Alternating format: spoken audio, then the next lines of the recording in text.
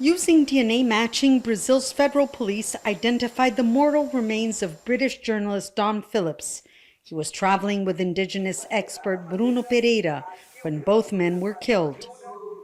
Indigenous leader BETO MARUBO told us his people need time to mourn the loss of two men who defended their cause. He says the Union of the Indigenous People of the Javari Valley will continue patrolling the reservation, working to stop illegal fishermen and poachers.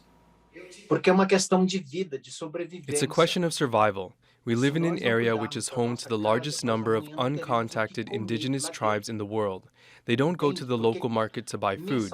They depend on fishing to keep their families alive.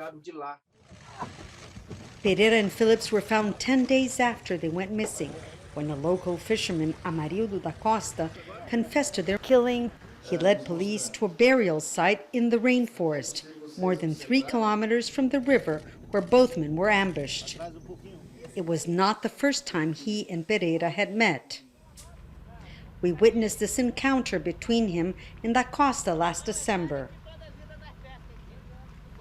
The police call the murders an isolated act.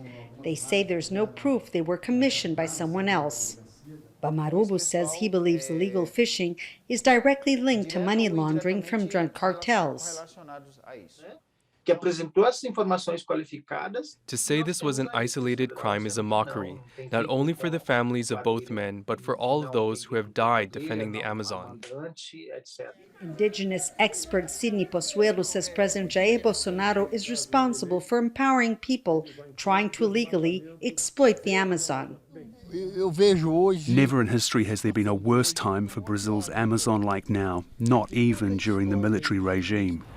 The murder of Dom Phillips and Bruno Pereira happened 4 months before Brazil's presidential elections, casting a spotlight on a remote area of the Brazilian Amazon forest.